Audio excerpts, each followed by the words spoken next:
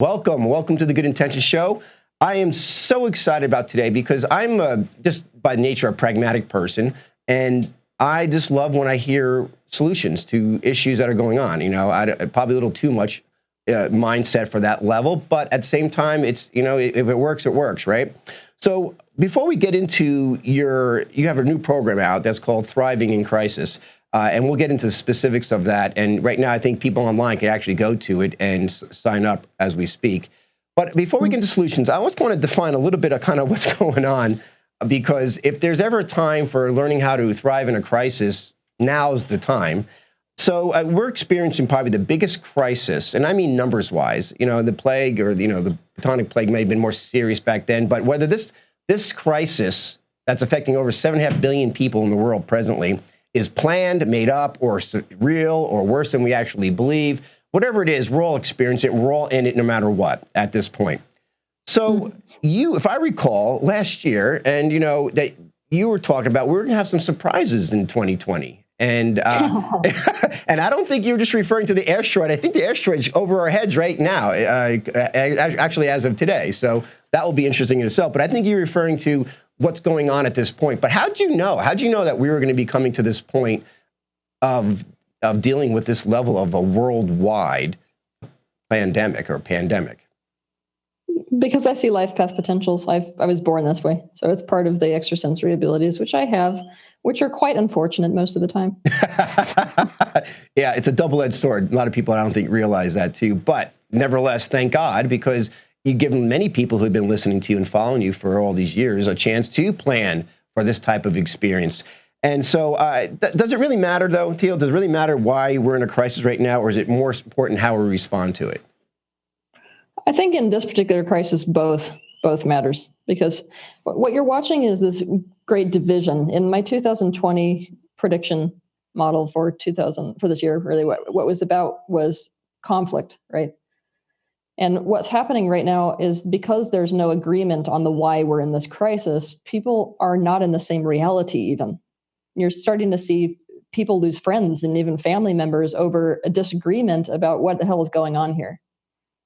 So, and also, as you'll see when we get deeper into this conversation about crisis, ascertaining meaning, and part of that is the why I'm in this situation, is a really important element for a person being able to grasp or accept or move through crisis. Listen, that's an understatement to me, Teal, because I can't tell you, and I'm a pretty, I don't think logical and understanding patient man for the most part, but I'm in argument, not that I lost friends, I don't think, but I'm in argument with family members and close friends I know for 25 years. We're dividing over this, and it seems like that this crisis is literally rearranging people's relationships, never seen or unprecedented on that level too. I mean, I'm just totally shocked. I really can't wrap my mind around that. You know, you're right. It is happening everywhere. Well, that was part of the design, you see. So there's a divinity involved in this, which I want to get involved into, because I think if people realize with all this occurring, anything negative, there's always a positive outcome or potentially. I think maybe we could discuss that and put a little ease into that fear level. But fear is definitely a predominant feeling. I mean, the fear is so prevalent now around the world. Talk about uniting intentions and fear, right? That people are paralyzed. They're not even able to think straight, right? To the point where this is what really surprised me. And I don't want to spend a lot of time on this because I want to, for our listeners and viewers, focus on solutions. But I do think it's important to bring this to reality, because that's what we're going to be talking about, is looking at reality and not in denying reality, right? Is the UN just came out, just the other day, that, and I've been talking about this for months now. Guys, we got to think this through. The UN just came out and said they're expecting hundreds of thousands of children are going to die, not because of the virus, but because of starving and the shutdown and the draconian way we've been handling this crisis to begin with. I mean, how do you process that?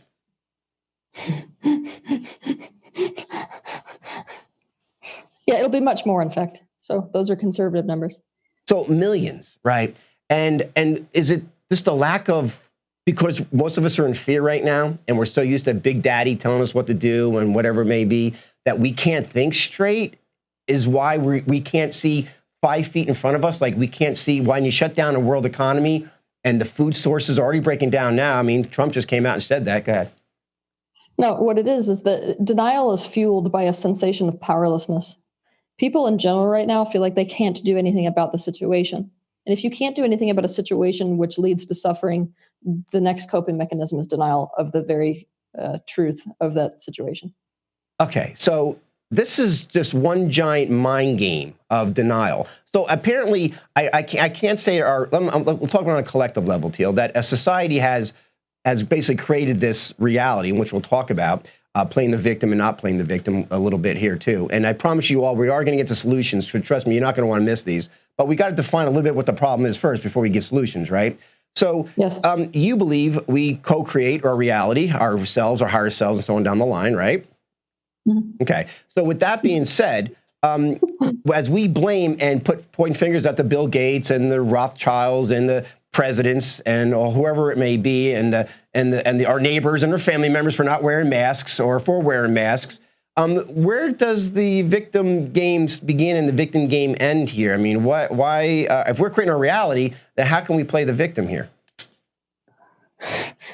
Well, because there are two elements of ourselves. There's a conscious creator element of ourselves and a subconscious creation element of ourselves, right?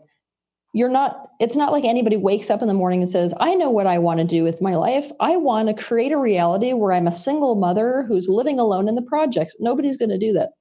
So the question, if we all are creating reality, is how do we end up there? And the answer is the vast majority of our time is spent unconscious. We are subconsciously creating reality, not consciously creating reality, which is why the most important thing that we can do in our lifetime is awareness. It's to make the subconscious conscious. Wow. So denial, of course, being the predominant feeling right now, and denial being the reason why we're making bad decisions, and probably the reason why millions of people will be dying from us allowing others to create the intentions for us to follow along and allow them to create the reality that we're experiencing presently. So, Yes.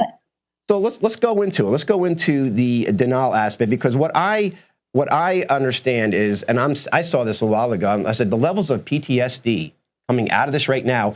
They opened up Georgia just Friday, and no one's out. Mm-hmm. Everyone's still scared to come out, even though they opened up Georgia, the governor did, and there's some restrictions, but no one's following the ability to get back into business again, because even business owners are scared to be the first one to allow this to happen because they're so scared from the media perspective. Is that denial too? No, that's natural behavior of any species that has a central nervous system. And if you watch an animal who's been caged, it's not like when you swing that door open, they're bolting. In fact, when you swing the cage open, a wild animal who's trapped in a cage will basically hunker in the very backside of that cage, and then they'll start to sniff. And very slowly they come out of that cage. So that's to be anticipated. All right. And so, again, Stockholm syndrome, or however you want to describe it, we're just used to being caged up. And of course, I never, ever in the history of man and womankind ever heard of quarantining healthy people. But I guess this is a new thing we'll be going down the road to. So, so PTSD and you're thriving in crisis, I think, is the antidote for post-traumatic stress disorder, wouldn't you say? At least what I read about it so far. So let's talk about the one that, and we have so many, and we're not going to have a chance to go into 20 of them, but maybe if we, but I want to spend time on some of them because I think some are so powerful, so critical for people to understand now, to really pull themselves and wake up out of this reality right now that we're dealing with. And the first one I want to talk about is responding instead of reacting. So what's the difference between the two, and how can we learn to respond more than react? Response is a conscious action, and reaction is a subconscious process that's occurring within the body. But here's the thing. Most people think that you can simply choose to respond instead of react. That's total BS. You're going to have a reaction. Like every being is, you're hardwired for it. You have a central nervous system, like I said. Anything that happens in the outside reality is going to create an equal and opposite reaction within the body. You notice this, if I go and I punch towards your face, you're going to immediately flinch. That's a reaction. So the first thing to understand is that you can't actually control reaction. But what you can do is you can make it so that you become aware of the reaction fast enough that you hijack in a good way, you hijack that subconscious process so as to become aware of the reaction that's occurring. The second that you are aware of a reaction occurring, you're actually in the observer perspective. And from that observer perspective, you can then choose how to caretake the reaction itself. So you're not in the drama. You're not in the drama of it. I almost hate that word, because it's like when we use the word drama, it's almost like saying that there's something wrong with reactions. Reactions are awesome, actually. Without them, we'd all be dead. And they all suggest powerful truths. Any of these emotional reactions suggest powerful personal truths in terms of what we want and the situation that we're in, right? So when we've turned drama into such a negative concept that even it fuels the subconscious suppression of a reaction, which actually means it's in control of us, right? Right. So I want us to kind of be like, well, a reaction is a good thing. It's not about drama, right? A reaction is a good thing. But the minute that I'm noticing that I'm having a reaction, you see, if I'm noticing something, I'm observing it, that I'm not that thing, am I? You can't observe something and be that thing that you're observing at the same time in terms of this linear timeline that we're currently in. So to step into response actually happens the second you notice your reaction. And then it's about concrete steps, which I laid forth in this course, that you can apply to the reaction where you're caretaking it. All right, so I'm going to take this energy that is now in my body, and I'm going to do certain things with it so that I can ascertain or distill out that truth, that personal truth that's coming from the reaction. And I can decide, given that truth, whether it's a need that's coming forth or whatever, how to best meet that need or how to best align with that personal truth of mine. And that's where strategy is actually super positive, and it becomes what the external world would call a response. What would be an example of today going in right now with this crisis that people could be responding to rather than reacting to? Any of the number of things that they decide every day with no warning, you know? Like when they say something like, all right, suddenly we're tracking all of your cell phones and you get no choice in the matter. In fact, we've got contracts that say you have no choice in the matter. So if something like that comes out in the news, automatically people are going to have a whole host of different reactions. For example, somebody might see that and immediately have a panic attack. So when they get that panic attack, if they notice they're having it, now it's about, okay, my job at this moment is to caretake the panic attack. It's not about trying to get out of it. It's about what is it trying to tell me. So with a panic attack, for example, you would go in instead of out. It's the opposite thing most people do, because a panic attack is about the panic. You start to feel like you're losing your mind.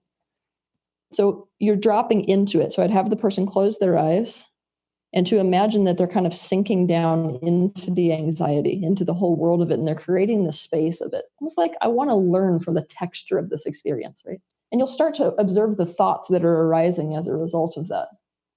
And through observing those thoughts, you start to understand personal truths. Like, for example, I'm really scared right now. I don't want to be tracked. Okay, what does that tell me about myself? What I want really badly actually is privacy. Maybe that matters to somebody. Okay, so if I know that, what is the most straightforward way I could go about getting privacy? Well, I don't actually know. Well, then maybe the right response instead of reaction, like, so in reaction, you see to that, somebody might have this panic attack and then start ranting and raving or putting tinfoil on their walls. But when they realize, well, what I'm really wanting is privacy, but I don't know how to achieve that legally, maybe the response is to call a lawyer or to do some research about just how much control the general public has over privacy. Or, you know, I mean, there's any number of different steps you could take from that conscious space of how to best meet that need that the reaction's making you aware of. Well, you know, fascinating. And we just take that for granted. And we very seldom ever distinguish between reacting and responding. So the bottom line is when you respond, you're observing what's going on and you're a little bit disconnected from the situation, or at least you're more aware of the bigger situation rather than just knee-jerk reacting to something without putting thought or at least observation in it, right? So, yes. Okay, so that to me, I think it's critical. I think it's critical for people to understand that piece of it. But what I find fascinating on one of the other lessons you talk about, and I'm a little not confused, but I hope you could emphasize more on this, is we need to start making healthy choices that buoy us, And when you say a buoy, like a buoy in the water, what do you mean by that? Well, a buoy is an interesting energy because it is floating. So you could see it as almost like a transcendent type of energy at the same time as it is grounded because it's an anchored float. And if we keep this image in our mind as the type of energy we need to maintain in a crisis, then the choices we start to make change. So what you watch when somebody goes into a crisis, because they're in a state of distress is hallmarked crisis, is that people begin to, let's say, take liberties so as to help their emotional state. But those very liberties are the ones that damn them in a crisis. So let's say that you have somebody who's in a crisis is having a lot of emotional reactions, and the way that they've learned to deal with those emotional reactions is to drink alcohol. But what they're not really realizing is that they have less of a buffer and less leeway in a crisis. This is something really important. It's pretty practical that people don't think about, because you'd think in a crisis, I don't have time to really think about health food, so I'm just going to order a pizza during a crisis.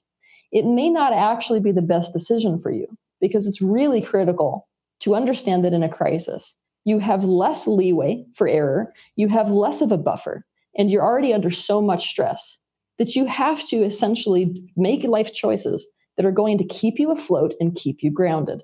And that's going to look different based on one person versus the next person. Here's what I mean by that. For one person, what keeps their energy up, and by the way, that's how to know whether something's going to buoy you, is to think about, this is another analogy, to think about energy into an account or energy away from an account. Is this thing that I'm about to do, this person I'm about to spend time with, this thing that I'm committing to, going to take energy out of my account or put energy into it? And you've got to live your life for those things that put energy into your account during a crisis, because you have so much withdrawal. You know what I mean? The crisis itself is a withdrawal out of the energy account.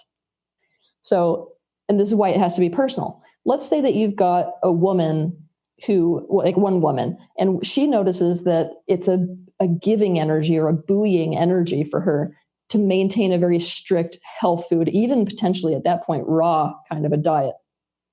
Well, let's say you've got another woman, and her mother gave her crap her whole life for being fat. Now, she's been given so much crap about control over food that maybe hyper-controlling her food during a crisis would be a withdrawal. So these two women would have to take drastically different approaches to the things they're doing and the choices they're making in a crisis based off of their trauma, which dictates what's going to give or take away from them. Well, I mean, that's pretty self-evident right there. And I think most people don't even really put that much thought into that, especially when, right now, a lot of people are with their family members, are stuck with their family members that you really have a choice but to deal with them, and they may be taking money out of your account on a very fast pace, right? So let's just go with that example right now. Say there are billions right now involved in that situation where they're being drained.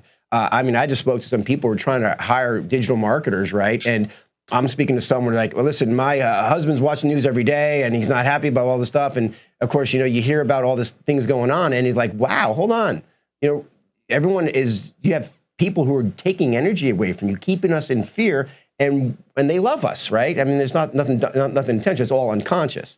So they don't love you. No, they're attached to you. They're attached to you, right? Right. Well, but I mean, unconsciously they may love you. Unconsciously, it's all fear. It's all fear. So when we're reeling with this emotional connection with them, you also say in your lessons here at the How to Thrive in a Crisis, you talk about how do we use these emotions? And say we're in the family with our father, mother, sister, daughter, wife, spouse, whatever it may be, and it's very emotional. So how do we use emotions for our favor in the middle of this crisis? I mean, that seems a challenge in itself, doesn't it? Yeah, well, I have a little chapter on how you need to deal with emotions, but the first element of it is you have to understand that emotions are truths. Most people don't understand that. I want you to imagine that each emotion is almost like this wrapping paper, and inside of that is a personal truth. Each emotion is a carrier of a personal truth. And you're going to have all these emotions at all these different layers of any situation that you run into. And a crisis is no exception. So you're going to have emotions at the layer of rage and resentment and blame and fury, and you're going to have emotions at the level of sadness and disappointment and hurt. You're going to have emotions at the level of anxiety and deep wounds. You're going to have emotions at the level of understanding and fear and personal responsibility. All of that is going to represent the truth you have relative to a situation. So I have a process which I'm presenting in this course for people to go through an entire expression process so as to derive these truths out of the emotions that they're mostly suppressing. Because let's be honest, we live in the emotional dark age, right? So you first have to learn how to express that emotion. So you're kind of like bleeding dry of it. And when you do that process, actually, you're unpacking it in these layers so that the actual truth will come out to you. You'll notice when you do the process, you'll come out with this, all right, I really know what the actual problem is for me, looking at everything I've just said. And then it's, again, dealing with it the same way that we would when we're in this responding versus reaction mode. Given that that's my personal truth, what is the most straightforward way for me to caretake that truth? If that's what's real for me, what conversations do I need to have? What's the best way to have them? What actions do I need to take? But this time, it's like this caretaking energy, which is what I'm really wanting people to get into. And I also, in my chapter on caretaking your fear, I'm trying to teach people how to take their vulnerability, and that's really what these crises call out, is an intense vulnerability, to approach them almost like they were a crying child.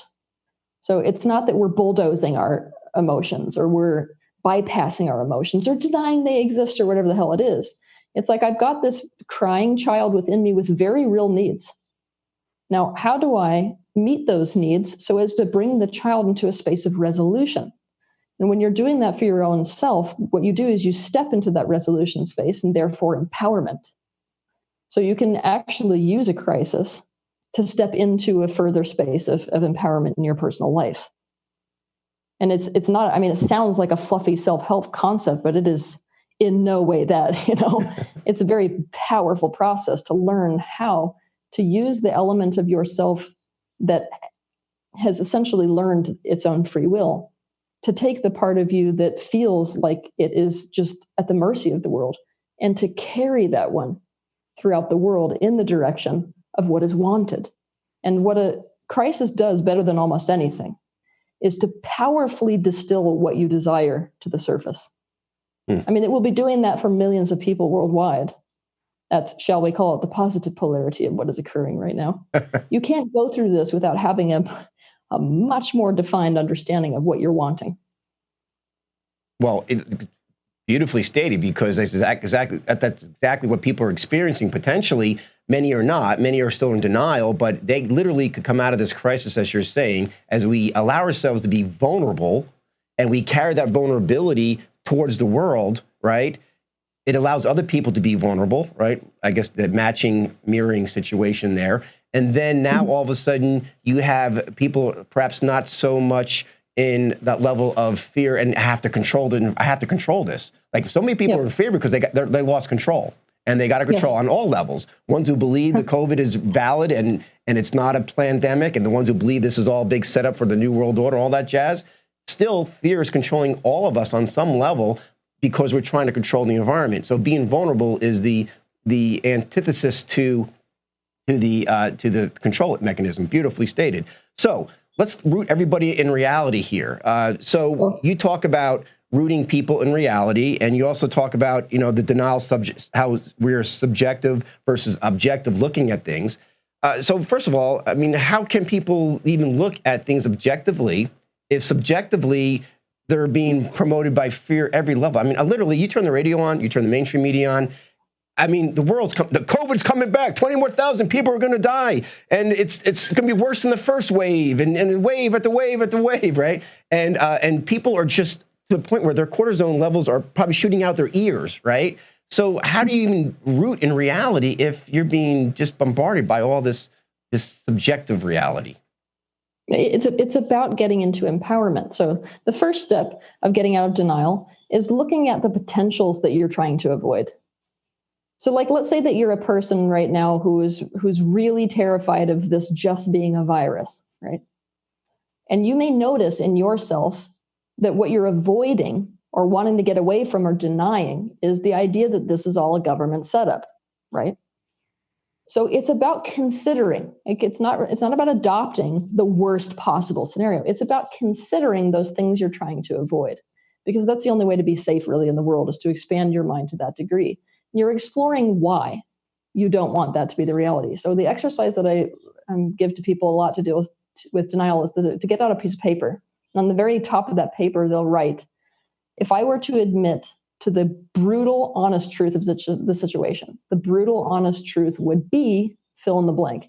Now, I'm doing this relative to the COVID crisis, but a crisis is not just about a pandemic. You could be going through a crisis when you've turned 40 and you've realized that your life is a waste. You can have a crisis when you're getting a divorce. You can have a crisis when you get fired from your job. You can have a health crisis. I mean, there's all kinds of crises, and this whole course applies to that, like all of it. So you could be doing the same thing, like what's the brutal, honest truth about the divorce you're in right now? If you're doing COVID crisis, if I were to admit to the brutal, honest truth would be, now fill in the blank. And you do a subconscious stream of consciousness process where you're just writing down words. And I don't care whether it makes sense. Like you can write down the truth would be cherries, the truth would be blah, blah, blah. What'll happen is your subconscious will start to cough up the things you're suppressing. Like what I want people to get is that we all at some level actually register the truth. That's because we have an aspect of ourselves at all dimensional levels. See, all people have a 10th dimensional aspect, a 9th dimensional aspect, an 8th dimensional aspect, 4th dimensional aspect. So you are actually aware of what's going on here. Wow. So yeah, so when you write down that thing, it's almost like this relief. It's a scary relief. It's a vulnerable relief, but it's a relief. The same way that if you knew that you wanted to get a divorce and you walk up to your wife and you say, I can't be in this marriage anymore. It's like but you'll feel this, oh, thank God I'm not keeping it anymore. That's the energy that admitting something when you're in denial has. So once you write that down, you're like, uh-oh, that's what I was avoiding, right? You ask yourself why. Why am I avoiding that? Now, 9 times out of 10, the answer is going to revolve around, because if that was the truth, I wouldn't be able to do anything about it. It just basically spells a life of pain, But then you start to question that. So it's about like shooting holes in your whole ideology there. Does it really mean that? If this was the truth, am I completely powerless and humans are all screwed and we're on a horrible trajectory, blah, blah, blah. So wrapping your head around that, it's then about, okay, well, how do I get into a space of empowerment around this, given that might be the case? So let's say that if this was a government operation, what power do I have then if that was the case? And I feel like this is a really smart process, regardless of what you think the truth of any situation is, because it's almost like you can see this range of options or potentials. And then based off of that, you can become more prepared around any of those potentials. And then you just stay open to more truth revealing itself. And in a lot of crisis, I feel like what's important for people to get is that you're oftentimes having to make decisions with not enough information. And one of the most powerful things we can do in a crisis is counterintuitive, actually. By the way, it must be said that this is very different than avoidance. But one of the things that we have to learn to do in a crisis oftentimes is to step back and to wait. I know that it's a horrible thing to do, especially when your whole nervous system is in fight or flight. But sometimes we have to be able to step back and to bring in as much information as we can and even wait for information, knowing that the second that we get more of it, we're going to change course.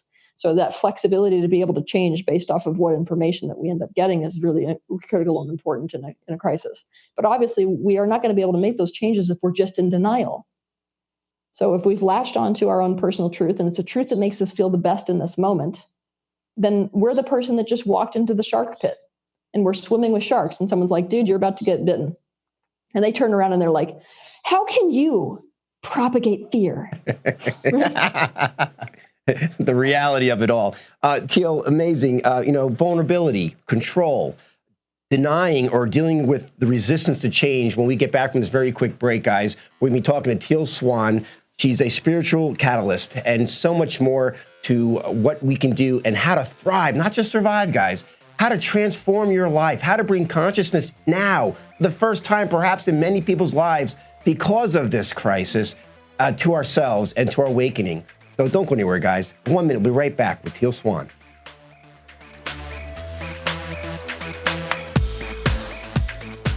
The time to defy the modern agenda is now. UI Media Network presents Frequency Wars, an explosive new series that examines contentious subject matter pursuing us beyond our five senses. This weekly series discovers the intricacies of imposing issues that challenge our daily existence and question humanity. Provocative and intriguing, we confront the issues and conflicts affecting us on a global scale. Manipulation, manpower, or others simply controlling your mentality. The commentary and guests will shift our paradigm and defy the status quo. In 1979, the so-called father of Israeli intelligence, a guy called Issa Harel, told an American journalist that there was going to be an Islamic attack on New York's biggest building. Bill Gates, he is publicly saying we should consider microchipping all of humanity so we can track their vaccination status. What you see in movies like The Avengers, that's actually true. What will you believe? Frequency Wars challenges perception to take back your sovereignty. The power and purpose are greater than any of us, but we will test it all. Frequency Wars, the next revolution.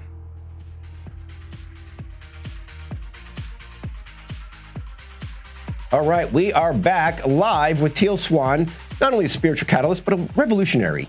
I just now, if there's time for a revolutionary, spiritual revolutionary, now is the time. Before we get back into denying resistance to change, which is, you already mentioned, vulnerability is where we need to be going, which is kind of almost sounds intuitively not right, but we'll get more into that. But how do you feel to be alive at this time during this? I mean, this is, I know many of us out there are waking up to this is a planned New World Order issue, and some of us are like, wow, this is the serious crisis since the Platonic plague, right? But how do you feel being alive right now at this point and everything you've been through? I mean, you've been through most people don't go through those experiences in life in one lifetime. And you have done that. How do you feel being alive right now and sharing this message at this moment, at this time in history, unprecedented history? Well, I'm a teacher of integration, which means that my personal philosophy is and consciousness. What I mean by that is that when we're dealing with a dichotomy, we have to be able to hold both. So the answer is I feel mixed. It doesn't take a genius to understand that this existence that we had in the society that we built is unsustainable. I mean, we should have seen the proof in the last month of that fact. So the reason that I say that I'm mixed is that I've got an aspect of myself that understands that this is the awakening moment for humanity. That we're at the crossroads here where it's no longer a luxury to stay unawake. Awakening is no longer a human luxury, you see. It's a necessity. Because what we're about to face here in the process of the awakening is a high-speed car crash as a human race at 70 miles an hour on the highway. And will a lot of people in that car survive? The answer is no. So I cannot celebrate this, even though there is absolutely an element of myself that understands this higher dimensional truth about how this serves all of humanity.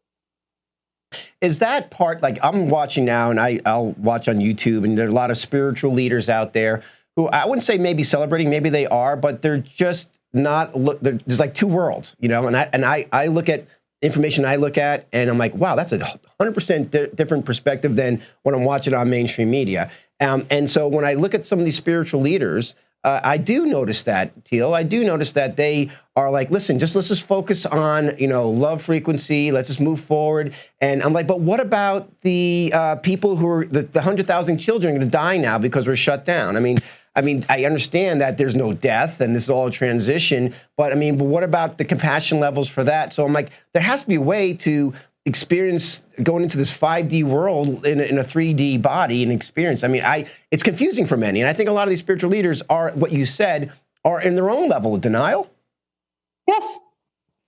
But that's the story since the beginning of time of spiritual teachers has been, instead of integration with the physical, has been the transcendence of the physical. It is to get rid of your physical reality, is to transcend the samsara waves, is to get away from it, is a fragmentation. I am fundamentally against it. So right now, you want to talk division? Yeah. The division is between myself and those spiritual teachers, because the problem is both are right. The people who are talking about what is about to happen here in the third dimension are right. And so are those teachers. But when you use any of these truths to negate or to minimize either truth, that's when you've lost truth.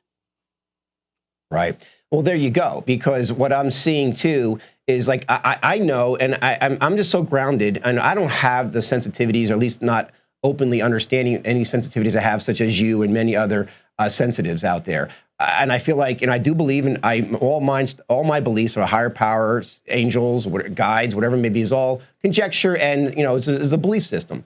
But I feel like, often I'm just here disconnected in this three-dimensional world. And I love being in this three-dimensional world. I mean, I truly do. I'm not looking forward to what's coming down the road, but I think I've been put here for this experience at this time. And I'm going to rise up, I believe, and hopefully I will rise up to whatever occasion's thrown at me or given to me and in my reality. However, with that said, I think a lot of these spiritual teachers, as you're saying, they often, we're here for a reason. I mean, it was like, oh, this is my last lifetime. I'm never coming. I'm like, why? We're here for a reason.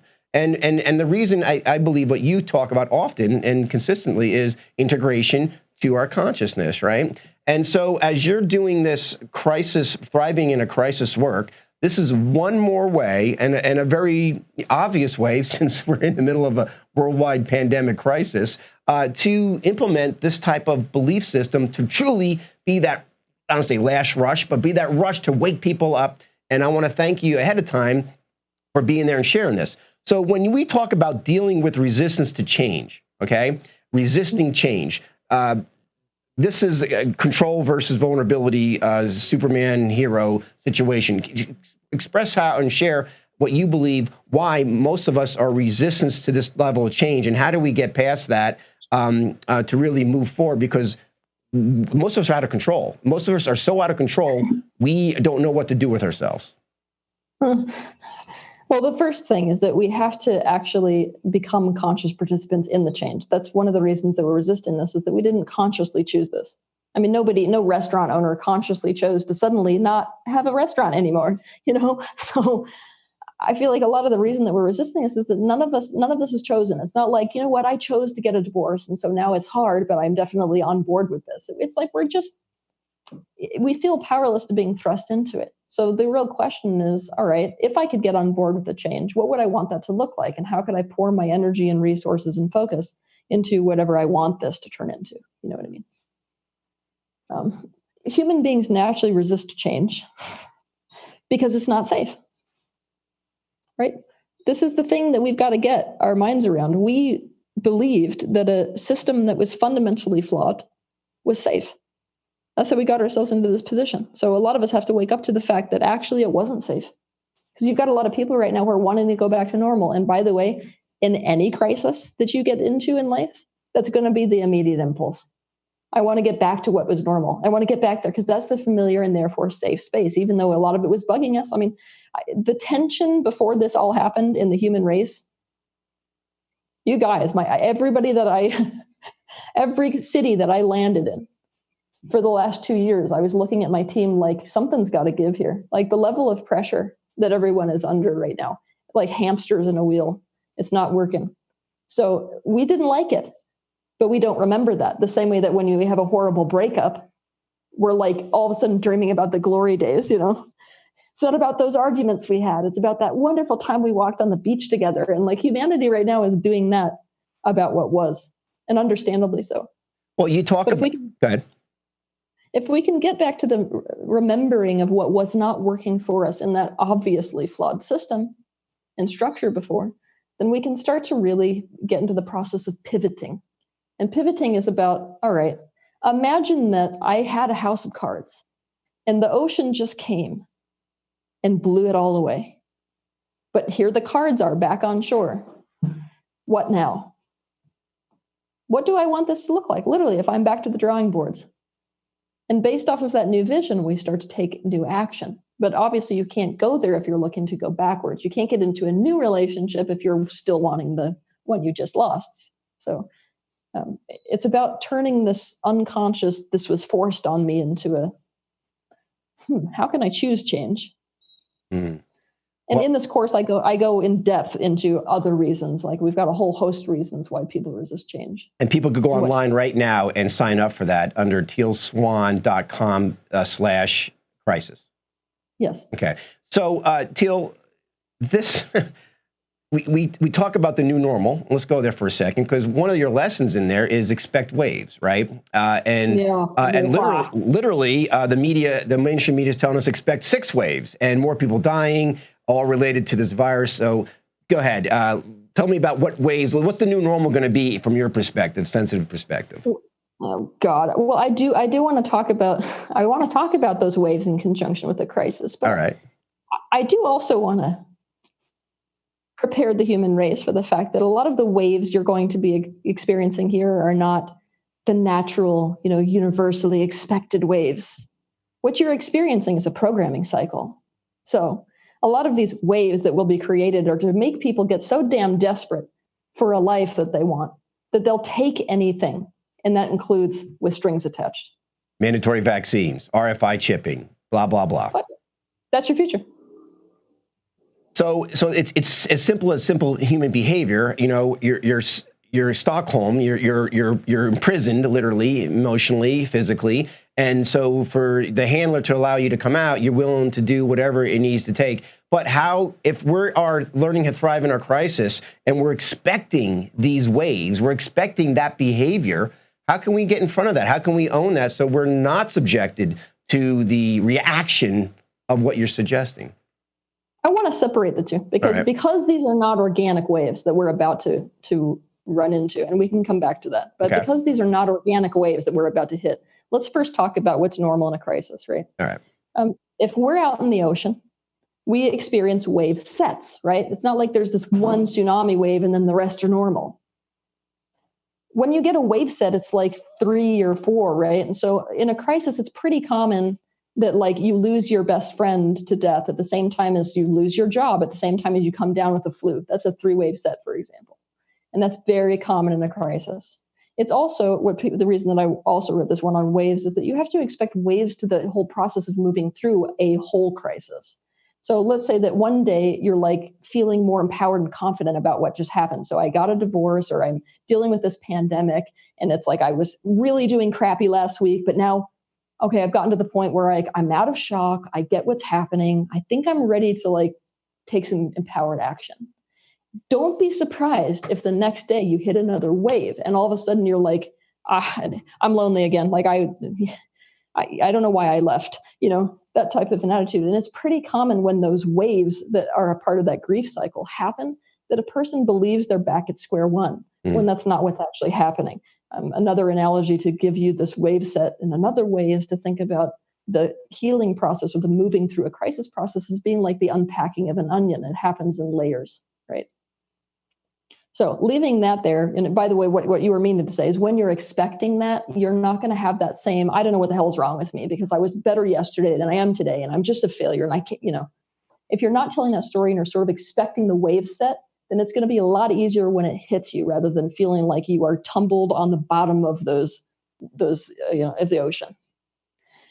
So leaving that to the side, now let's talk about this program cycle that you're about to go through, right? Where you're getting inorganically put in an intermittent reinforcement pattern is what's happening to you right now, to the human race right now. And with this, what I need to talk about. You mean lockdown, release, surveillance, lockdown, mandatory vaccines, release, surveillance, that type of cycle. Okay. Yep, and then I'll do anything. I'll do whatever it takes to not have to go through it again. Just let me leave my house. Let me be near the people that I love. That's going to be the real killer there. So I need to talk in this. I'm feeling this real intuition that we need to sort of talk about conscious creation because there's this truth. Here's the universal truth: the future is not set at all. It never is. Any change you make changes the totality of the future. So you've got this argument from the law of attraction communities, right? And they're saying you've got to focus 100% on what you want, therefore what you don't want won't happen. Now here's what I would put forward to people, and the reason that I'm warning people actually about what we're headed towards. I'm going to tell you where we are as a human race right now. We got into a high-speed car crash at 70 miles an hour. That initial impact happened, but this is a rollover accident. So right now, the car is suspended. It's flipping through the air, but like in slow motion.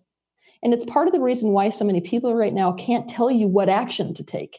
Have you noticed that? It's not like everyone's like, oh my God, this is the situation, but nobody can tell you this is how to stay safe, this is what to do. It's like there's no action items. The reason is the car hasn't hit again. So you don't know what the actual impact is. And that's only going to really start revealing itself when the government is saying things like we're getting back to a new normal. That's when that second hit happens and we actually start to see the damage here. And then there starts to be these counter moves that now there's an action step to. Either you comply or you don't comply. This is what non-compliance looks like. This is what it doesn't look like. So one of the reasons we don't have those action items is because of the suspended animation element of this crisis. And this is part of the reason why I'm saying that like just reacting to a crisis does not work in a modern crisis, because this is an example of a modern crisis where it's so slow to develop, even though it feels like we got in this wreck overnight, because we're in the suspended animation rollover right now, it feels so slow to develop, like nobody knows what the hell to do on the other side of this. But here's why I'm warning people about what that next hit is going to look like, right? Is because right now at this point, if you really look at the probabilities within the human race, regardless of whether you've got me or a million other people who are focusing positive intentions, doing these meditations which are worldwide meditations, it's not going to make up for what has been done already within the human mind.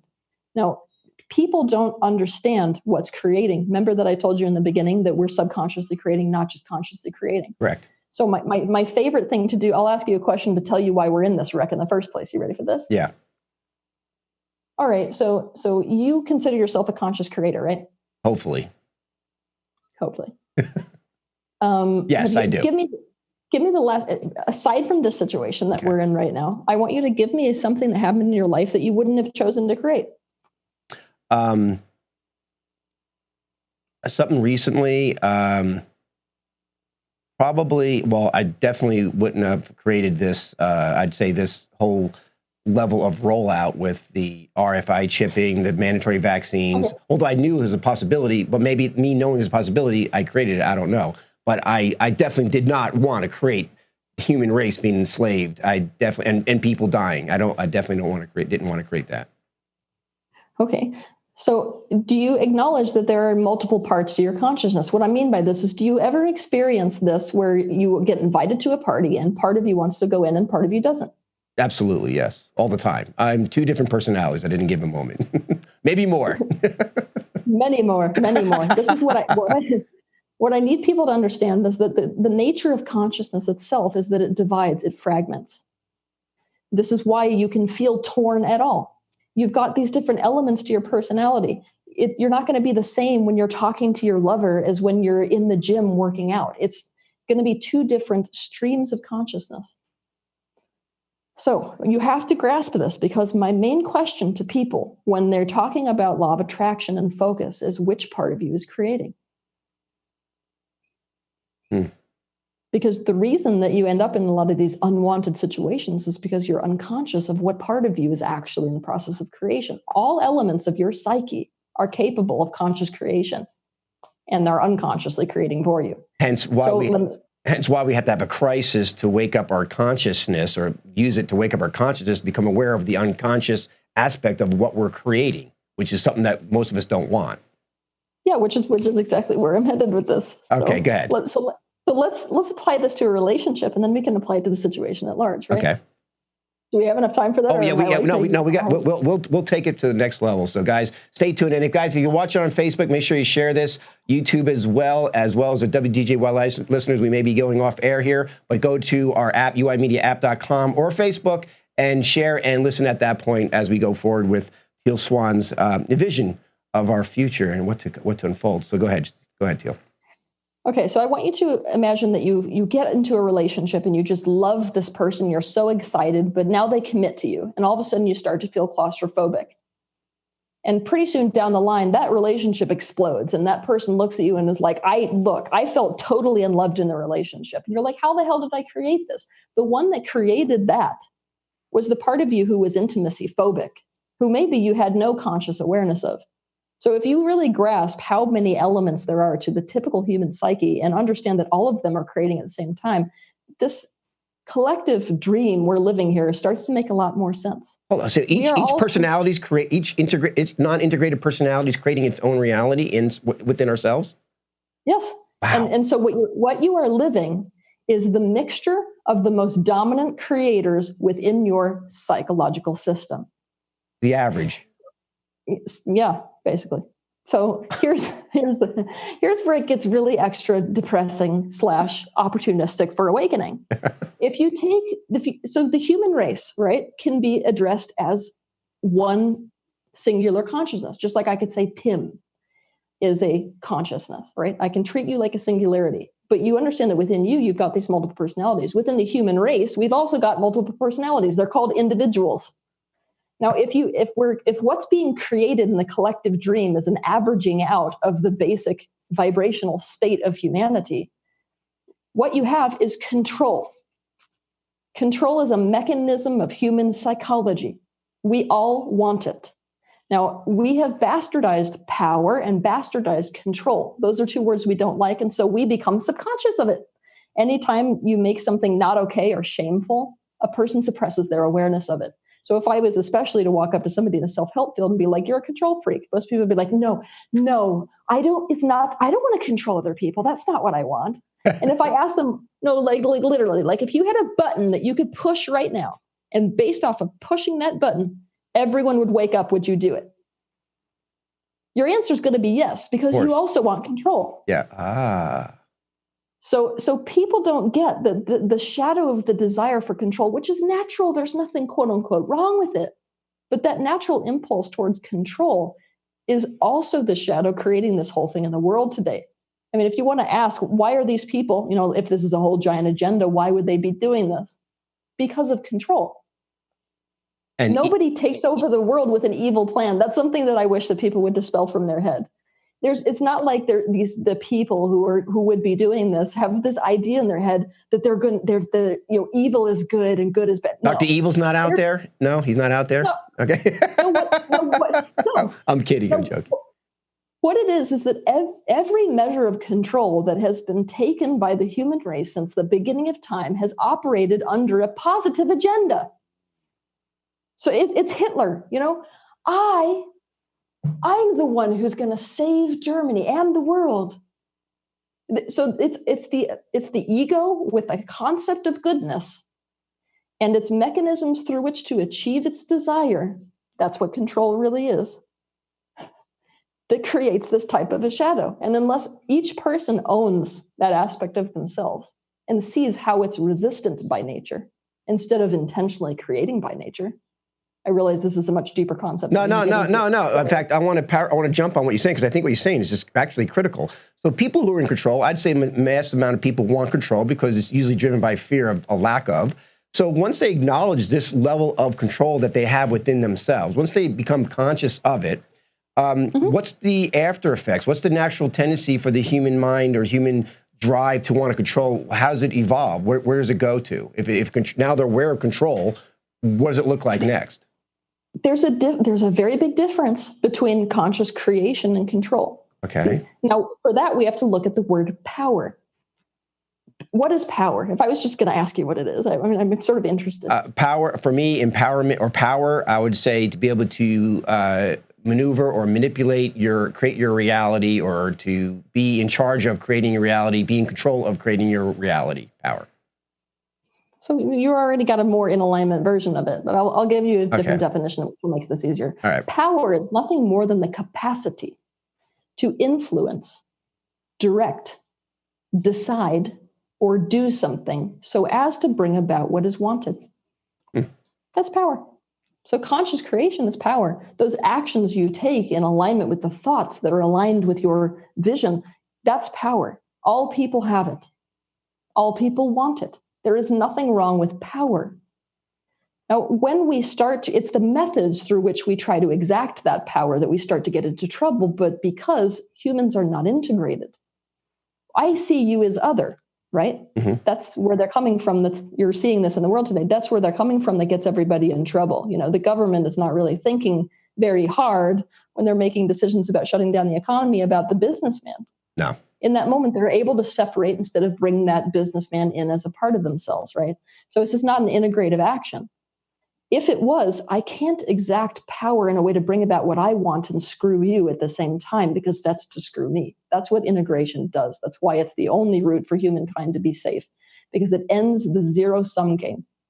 I win, you plays lose. a zero-sum game. Yes. This is what you are watching right now. On the higher levels, those people who are like, what's happening right now is amazing. Why they're right is that humanity is about to end the zero-sum game. But because they're about to play such a vicious one, that they realize it doesn't work anymore. Wow, fascinating. Go ahead. What are you going to say? Well, if I'm taking you in as a part of myself, right, and I want to create this thing, but I recognize you as a part of myself, I'm going to accommodate your desires as a part of my own. And this is where conscious co-creation becomes really juicy, because I'm not going to take an action step that's going to screw you. And as a human race, this seems like a tall order. I understand it does right now because we're very fragmented, to be honest with you. But it is through the process of accommodating each other that we become less rigid. So what I'm going to be doing is stepping into a space of accommodating their reality. And if they accommodate mine, then what we find is this emerging of a third option. And that third option is going to be what makes you happy and me happy at the same time. It's the uniting factor. And when humanity learns to do this, all of government has to change. It's not even going to be, a two-party system where it's like me versus you, and then we come to some kind of a awkward compromise where I take pain and you take pain. It's not going to be the model of society anymore. The integrative society is where we take each other as a part of ourselves and thus must find that option that is the unifying factor between us. And that's going to be the structure for the human race in the future. Well, mind-boggling. In fact, I think it goes right into this disidentification, this need for loss of identity right now that many are just forced into, who don't even know what the word consciousness means, right? Who are learning this for the first time because their whole identity, Teal, has just been washed away. If they were a business person or if they were a husband, wife, whatever it may be, things are changing drastically. So here's a moment. You have billions of people in status of disidentity, right? As you're saying, or being disassociated. So here, as the car, and a beautiful analogy, as the car finally lands, right, and and we're already in disidentity. This isn't happening. We know it's like a disassociation, right? You don't know where you are. So we're at a fork in the road here that either whatever identity we're gonna choose to, or awaken to whatever consciousness we're gonna choose to when this car finally lands. Or we have a great opportunity right now because we're disassociated to pick what we want to experience before that car crashes. Would you agree with that? And if you would or don't agree, what would we want to, if we're not in disassociation, what do we want to do? Yeah, no, this is more what I was trying to, this is more where I was trying to take you. Like there's a reason why what I'm doing is, instead of painting people a rosy future, why I'm warning people about what's going to happen on the other side of this crash is because if you take all of humanity and you look at, every life path that is a potential right now, and that's millions upon millions, the majority of mankind is going to choose unconsciousness here. And it's not like you're going to get to all these individuals all of a sudden and make sure that they're integrating their unconscious aspects so that they're suddenly changing this fast enough for us to hit the other side. It's not going to happen. So as a collective, mankind has picked that next hit, which is a division within the human race over freedom versus connection. Could it have been different? Could it have been different, this reality that's unfolding? Yes, this was my major frustration. This reality would have been different in 2012. 2012 was when we actually hit the crossroads about that question you're now asking. Are we going to wake up, or do we need a bigger mirror to wake up? You see what I mean? This is what I mean. I'm going to make it make more sense to you. Let's say that you have a friend, and this friend is really kind of a jerk, right?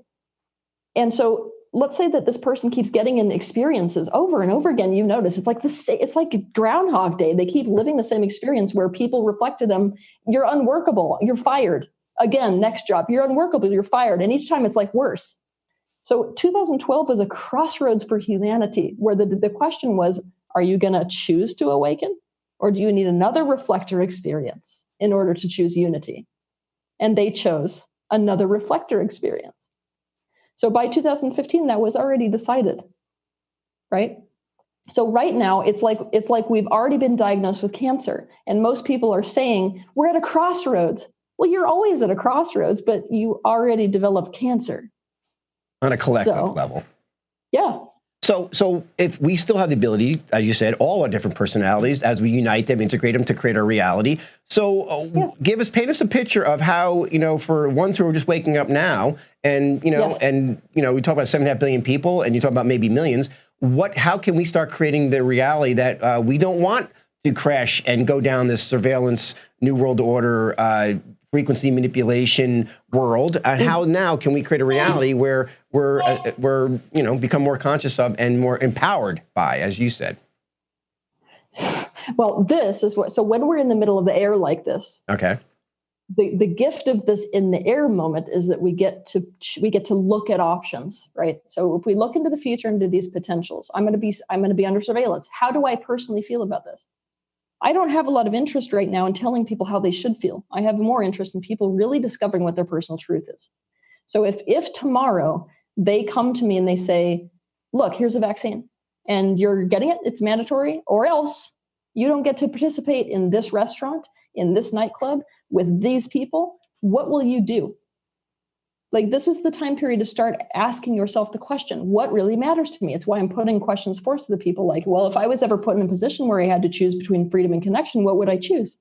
And there's not a right answer to that. It's very important that people get very personal about this, because humanity is kind of being pressured to decide between a rock and a hard place here. Freedom and connection. Really, that distills freedom in a lot of things.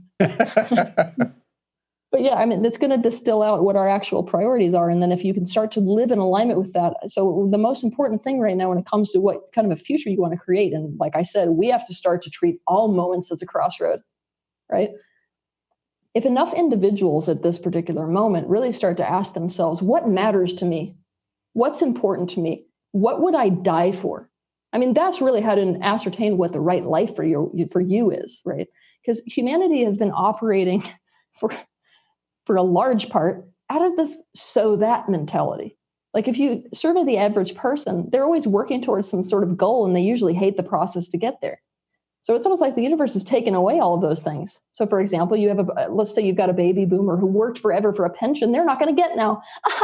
Gone, What happens when it's like there's no guarantee that you're going to work to get something is that it becomes more about, if I'm living in alignment with what really matters to me, and if I'm living in alignment with what I really enjoy doing, in the doing of it, then it doesn't matter if I make it to the destination or how many times the universe comes and blows over my deck of cards. I love doing that house of cards. That's my thing. Then, like, life can't take things from you. You know what I mean? So human beings are being asked to step into that. And it's a totally personal question and answer. What matters to me? What's important to me? What are my actual values? And how do I start to focus in that direction and take actions in that direction? Because no one can control your commitment. To commit is to put all your energy into something. That is the very basis of creation. So if I am aware of what those things are, I am living a life that is so full of meaning that really death is meh.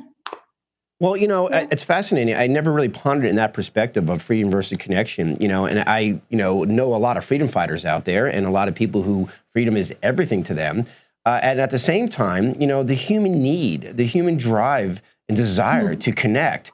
I almost just intuitively think that the connection will overpower freedom. In fact, I think that's what's playing off right now as we're locked into we quarantine ourselves, healthy people quarantine themselves in the homes. And what that's saying then, but most people, Teal, don't know what's coming on the loss of freedom and the frequency manipulation and the technology that's being rolled out as we speak, that how quality of a connection can you have if you're being controlled like a freaking robot? Well, it doesn't feel like loss of freedom if somebody's doing something for your safety. Yeah, of course they're not aware of that. Yeah. And it's been a very interesting philosophical thing to get into for me, because connection is in fact the single biggest need for a physical human. So, and freedom, right? Freedom is an absolute of existence. That's something interesting for people to get. Free will, right, can't really be juxtaposed ultimately to connection, because you have to be free in order to really get connection. Wow. Right? So freedom's number one, connection's number two, just overall impact then? No. Freedom is the number one reality within the greater universe. So we talk about love. Free will, right? yeah. To love is love and free will. They are hand in hand. This is ultimately what, your great masters in your physical dimension, people like Jesus, were trying to teach. They were trying to teach choice in conjunction with love. You can't have them separately. To love is to take something as a part of yourself. That is ultimately a choice, right? So the choice to take somebody as part of yourself is what human beings are trying to master, regardless of which spiritual teacher has come in to teach them. Now, what we have here is that you've got that juxtaposed to this desire for connection, which exists in the human organism. And it is the primary desire. The way to know that is, if food and water were more important than connection, you wouldn't see people breaking up and then, not being able to eat and things like that. You wouldn't watch people committing suicide over it.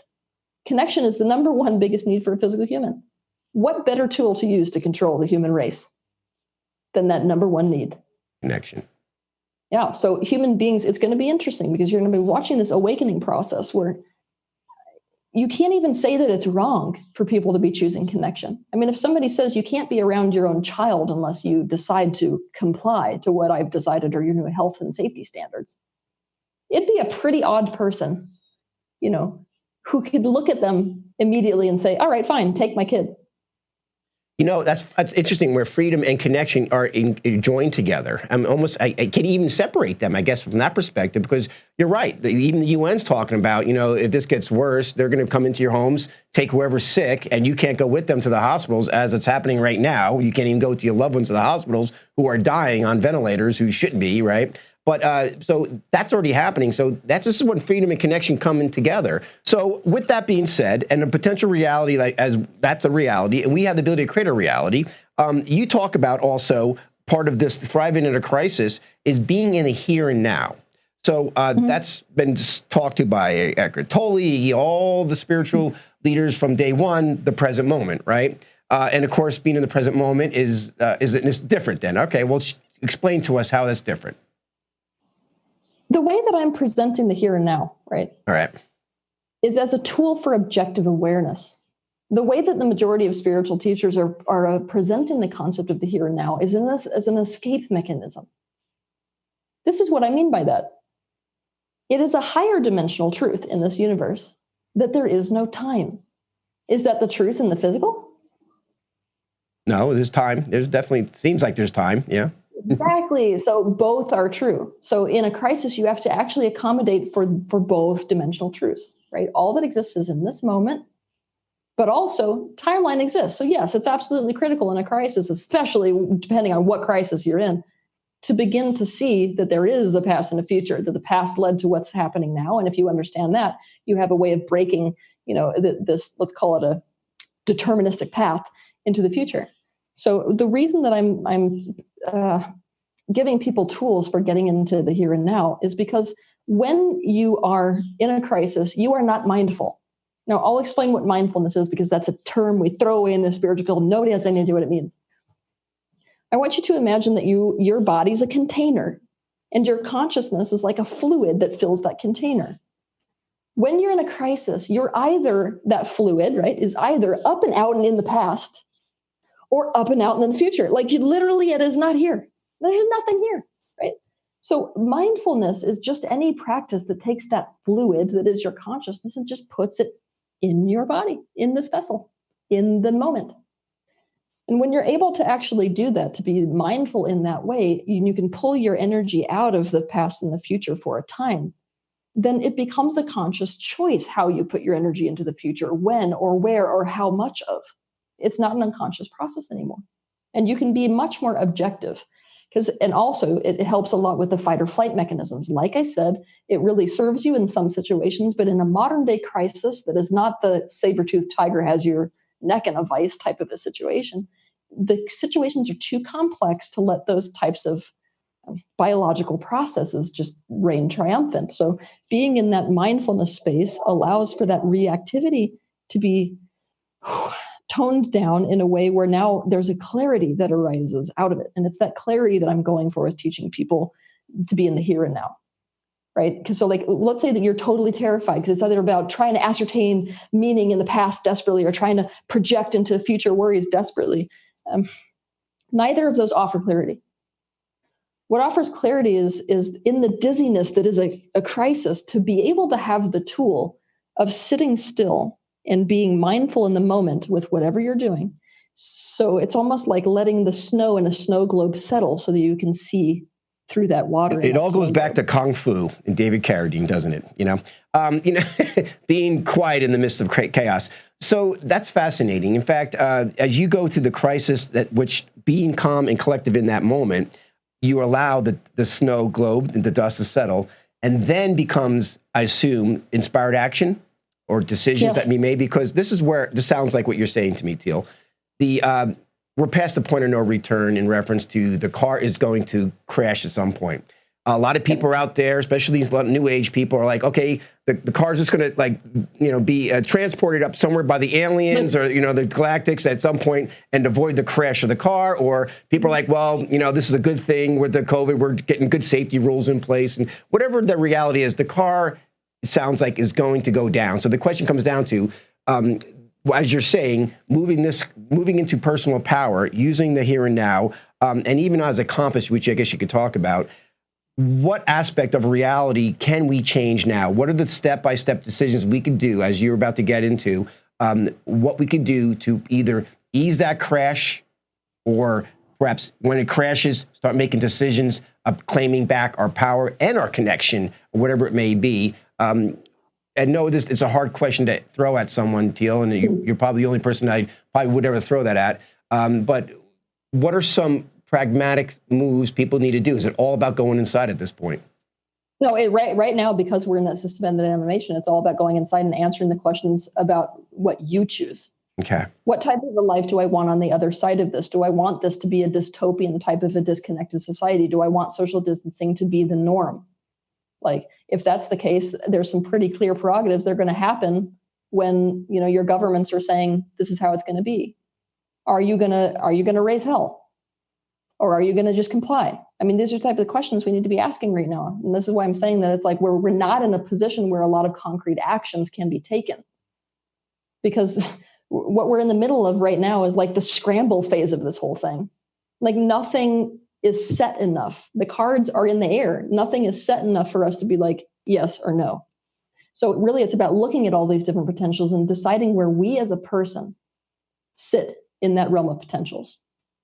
What do I powerfully want right now? Do I want to be part of an intentional community on the other side of this? Do I want to live in my single apartment in this city? Do I want to vote for a certain person who is in the government to do X amount of things that I think should be done? I mean, this is really an intense, let's call it a process of inner awareness, inner questioning, to understand what our truth is. Because if we understand what our personal truth is, and I mean in a big way, not just, what's my personal truth about a virus, I'm talking about the life I want to say yes to. Then when actions start to be taken, when those cards start to actually fall into place on the other side of this, the minute they fall, we know where we stand relative to it. So it's that questioning that's the most important part. And you can guarantee, by the way, when we start to shift into a space where those cards are starting to drop, I'm going to start talking about action steps. Go through a couple more questions that we should be asking ourselves right now while we're in a state of suspension. Yeah, well, I'm one of the questions that I like for people is, if you were to wipe the slate clean, I mean totally clean, and it was your job to design a society, meaning you have a computer game in front of you, right? And if you don't put an answer, if you don't put an answer into this, the computer game, nothing will be there. So if I am the creator of a society of people, what do I choose that society to look like? What do I choose the structure to look like? This, by the way, might lead a lot of people to studying different organizations for governments, even hypothetical ones. I mean, there are many that are not currently possible because of where human consciousness is right now, but nonetheless, they have been Or running for politics, running for elections, running for local offices. I mean, I hear more people talking about that now that are freedom-loving people who never even pondered that in the past are talking about, I have to get engaged. I can't allow this anymore. Well, yeah, so that would be an action item on the other side of this. But the first step is to conceptualize that. If I have a video game and I'm going to design what society looks like, what do I input? And if I'm going to, and how am I going to make that happen? That's an important question to ask. You know, how, if I want a society with no crime, how do I make that happen? Do I make that happen by creating jails where I lock people away for doing bad things and it's a punishment and reward system? Or what does this look like? I mean, this is an endless type of a fun, creative thing that people can do, especially if they're deciding to stay home right now. So yeah, we've got that. And then like after that, it's about what do I want my personal life to look like in this? You know, somebody like myself, do I want to be on stage? I mean, that's what my life looked like before. What elements do I want to bring forward? That's another important question for people to ask themselves, because we're not going to step into like the normal. Normal's gone, guys. It's gone. You may see elements of things you recognize, right? And definitely will feel not like this. But this is like a back to the drawing boards thing for a lot of people. So that's a hard pill to swallow for most. Yeah, of course it is. But that's going to be the case for any crisis, you see. Like any crisis you go through, there's not going to be a normal anymore. And what I mean by that is, let's say that there was a normal when you were married, you had that life. Now that's not the new normal anymore. The new normal is maybe I'm sleeping in my own bedroom. The new normal is maybe I'm going on dates now. The new normal is maybe I have to move to a new city. The new normal is I'm struggling with loneliness now in this new normal.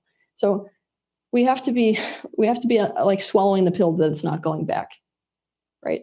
It can't. And like, even for the people that are really resistant of that, I just want to make you aware. If you can think back to what happened in September 11th with that attack and understand all the changes that happened just based off of that, that's a tic tac compared to what just happened at this level of humanity. So the world. Yeah. So like, even if you're the type of person who's giving the most amount of leniency that you could possibly give to the powers that be, and that it's just an organic crisis we're all struggling to deal with, where you're going to get yourself into trouble and where you need to wake up really fast is that even in that scenario, what governments are going to do is, we can't afford for this to happen ever again. So what are we going to do to make sure that never happens again? That's the control element you were talking about before. So you got to get that you're not going towards the same normal, right? So once we see that, we got to think about what elements from that past normal we want to bring forward. Do I want to bring the restaurant experience forward? Did I really like that? Do I want to bring the travel abroad? You know, this is going to be a pretty different answer for an environmentalist versus somebody who's a jet setter. Right. But like, you see, if those two came together, I can promise you that green technology would have boomed faster. You get what I mean? So Absolutely. It's like, for me personally, it's about things like that. What was my life before? All right, I was on stage a lot and I was flying around the world. Didn't really like that I got on jet airplanes, because I also don't like the idea of contributing to environmental issues. But so what do I want? I know I want green energy. Okay, so I know where I'm investing my money now. I'm going to invest it in green technology. All right, looking at the past, do I like to be on stage? I love being on stage. I would do anything to be on stage. It's one of my favorite experiences. Okay, so I want to bring the stage into the future. So that means as these decisions are being made about, you know, group gatherings, I'm going to be very invested there in terms of like, what actions can I take as a performer, as a teacher, to make it so that I can have these gatherings again, because it's really important for me to be in person with people. So that's where a lot of my energy is going to go, is into trying to create gatherings again, for example. So this, and what this last question for you, and you could expound on it too, because I think it's very hopeful to me, because this is an opportunity while we're suspended in animation and we're waiting for the crash, we're waiting for the reality that others are intending to create and roll out. We literally, as you're saying, because you talk about using crisis as a compass, as personal power, we literally have the opportunity with our whiteboard right now for the first time, if we all go home, to write what, not only reality that we want to experience, to write it down, but the reality we want the collective experience, I assume you're saying too. And you just described your reality. And is there a common reality that you believe that if everybody pulls out a whiteboard and I'm saying it in a general term, not in a specific, a common united intended reality, united intentions reality that people collectively could add to their own personal whiteboard that can affect the collective to move forward to a level of not only of consciousness, but a level of love, a level of connection, a level of freedom, more so than perhaps potentially what's going to happen when that car crashes and we never pull this whiteboard out. Well, anything that I say is going to be coming from my subjective perspective. Well, that's good, because life is subjective, and I think subjectivity is at this point as objective we're going to get, because I don't know if I believe any more in objectivity, Teal. I think that went out the door for me 6 weeks ago. Well, subjectively, relationships that are safe is what I feel like people should put on that whiteboard. I think that humanity on everyone's whiteboard should be the mastery of relationship. I mean, imagine what it would be. Even the people who are like, gun-toting, leave me and mine alone type of people, the reason that they're in that state is because they fundamentally distrust others. So, if I spent enough time with them in a room, I could get them to a point where they admit, yeah, what I would love is to trust my neighbor. What I would love is to feel like I'm not living around a bunch of enemies that are going to come take my stuff, right? Okay, so they still want safety in relationships. So a collective intention that humanity can put on that collective vision board, if you will, is the mastery of safe relationship. Beautiful. The mastery of safe relationship. Folks, you heard it from Teal Swan, the spiritual catalyst, the revolutionary. Teal, I want to thank you so much for spending this quality time in a time of crisis at how not just to be able to survive, but you shared such incredible information, how to thrive and how to turn this around to create the whiteboard of reality that have an opportunity than ever before to truly create. Bless you, and thank you so much, Teal, for sharing your wisdom and your information that the world needs to hear now. And guys, don't forget, more to come. Make sure you share this right now on all the different mediums and get this out there, because there is hope. There's life. We are co-creators, guys, and we could create, no matter at the 11th hour, we can create and build that individual safety relationship that we always wanted, and that will affect everything. Again, thank you, guys. Until then, we got Wake in Atlanta tomorrow morning, guys, and so much more coming up. Frequency Wars starts next couple of weeks with our new website at the UI Media. What's going on here? We got so much going on. So, guys, stay tuned. Go to UI Media and enjoy it and check it on like you like it and everything else, and we'll see you then. Until then, safety relationship. You have been listening to The Good Intention Show on the UI Radio Network. The Good Intention Show is sponsored by the United Intentions Foundation at unitedintentions.org. Look for us on Blog Talk, Spreaker, iTunes, Stitcher, Player FM, and many more. Check us out on Facebook and Instagram under United Intentions, and on Twitter at Higher Intention. Be sure to log on to unitedintentions.org, a virtual community where you learn to create, track, and manifest your passions, one intention at a time. Have a wonderful day, and until next time, live life with intent. The United Intentions Foundation and its associates take no responsibility for the opinions and statements made by the talk show hosts or their guests.